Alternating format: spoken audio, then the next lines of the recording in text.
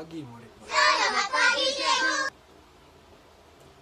Oke, untuk kelas kita pada hari ini, kita perlu membahas kembali apa yang kita telah belajar minggu lepas.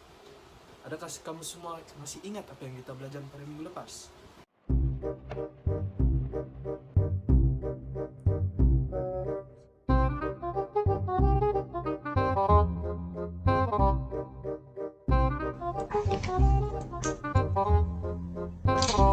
Astaga, lupa sudah kamu apa yang kita belajar pada minggu lepas? Pada minggu lepas, kita sudah belajar tentang keusahawanan. Boleh kamu lupa?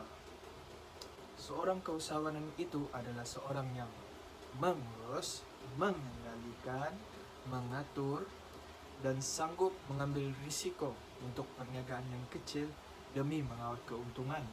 Konsep keusahawanan dari konteks Islam adalah seorang usahawan dalam menciptakan peluang-peluang perniagaan dengan daya kreatif yang ada pada usahawan tersebut.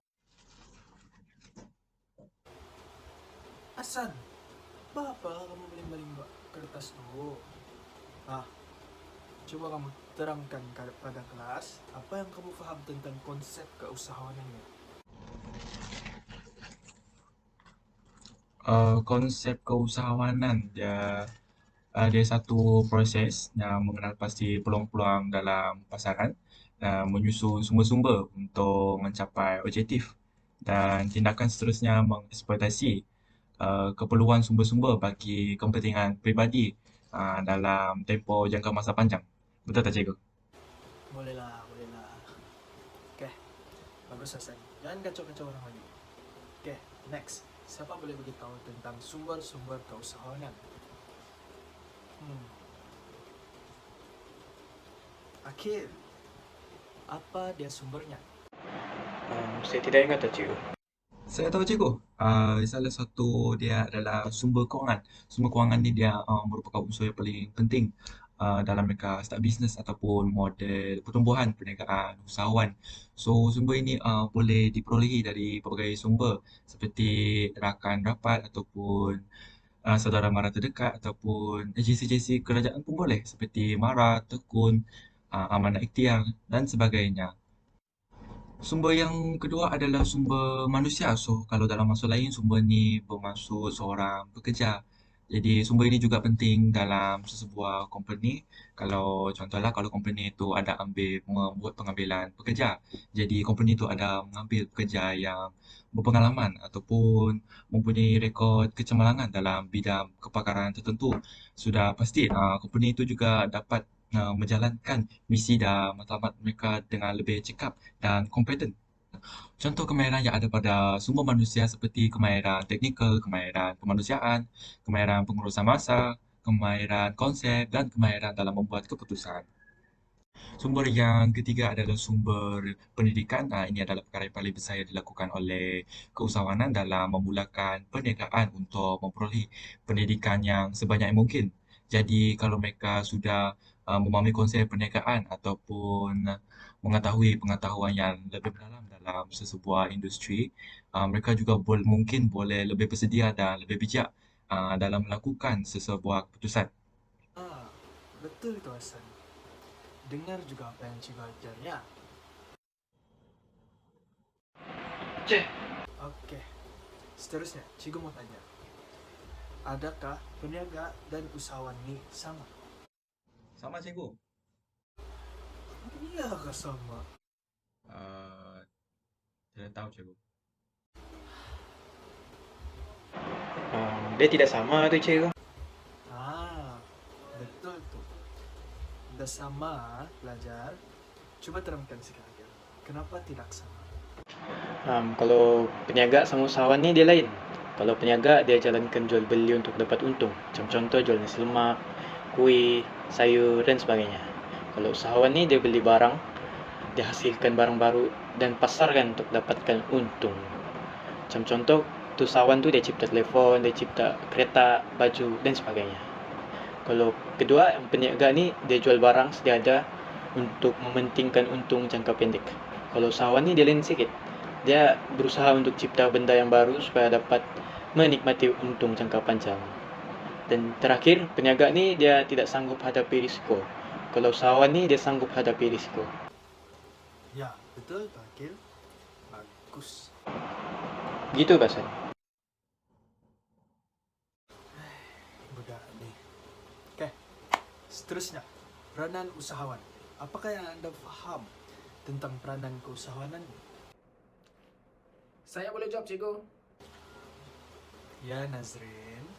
Okey, secara ringkasnya, usahawan itu mempunyai banyak peranan.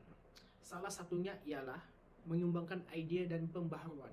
Dalam konteks perhubungan usahawan dengan firmanya, usahawan adalah sumber utama idea dan pembaharuan. Idea dan pembaharuan tidak semestinya terlalu unik. Peningkatan daripada idea yang sedia ada juga merupakan sesuatu yang bernas.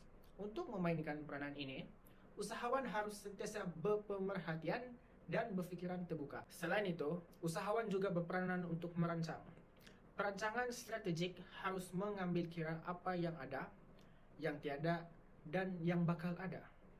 Perancangan menentukan apa yang diperlukan. Oleh itu, pengembelingan faktor pengeluaran, harta, tenaga dan modal harus menyusul. Usahawan juga menawarkan peluang pekerjaan kepada tenaga kerja yang sesuai. Dengan wujudnya industri dari pihak usahawan secara tidak langsung, memberi peluang pekerjaan kepada penduduk setempat dan kesannya, kadar pengangguran akan berkurang.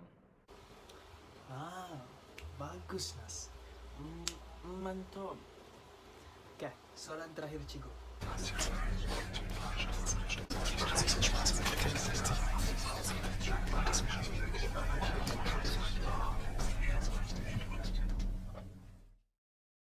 Shelfie, cerita saja. Apa kata kau jawab soalan Cikgu? Oke, kalau Shelfie, andai kata, contoh saja, andai kata satu hari nanti Shelfie menjadi seorang usahawan, kenapa Shelfie mau jadikan itu sebagai satu kejayaan? Ya, saya dengar. Mungkin nanti saya akan jadikan usahawan ini sebagai kerjaya. Kemungkinan, tapi dia keadaan juga. Tapi saya macam berminat saya menjadi usahawan ni. Kan? So modal ni dah banyak sangat. Guna modal sikit kalau awal-awal. Nakkan awal-awal berniaga terus modal tinggi. Kan gitu. So kalau buat berniaga, ada kurang ilmu lah, tak pakar lah, dapat. Sebab nanti kalau sudah start berniaga tu, sana lah kita belajar cara urus kita punya perniagaan. Lepas tu, kita belajar lah cara maintain perniagaan kita. Takkan lah kita menjual kecil-kecilan sampai bila-bila, kan? Saya pun mau masuk ini. Gitu. Lepas tu, ini yang paling sesuai. Sebab dia dah puas dengan semua. Jadi pas mau buat apa yang mau, saya jadi itu kah, ini kah, saya ini sendiri. Sebab ni, saya lah bos. Saya ada orang yang boleh atur kerja kan. Saya ada orang yang boleh halang dah. Semua buat itu kah, semua buat ini kah. Saya pun bukannya suka kenal lah kalau tengah buat kerja. Siapa yang suka ibu? Cikgu mungkin lah, tapi enggak. So mungkin saya akan buat sebagai kerjaya, usahawan. Tapi tengok keadaan juga lah. Bagus. Suka Cikgu dengan jawaban tu. Oke kelas, kita hari ini akan masuk bab baru, yaitu Cikgu, loceng sudah bunyi cikgu.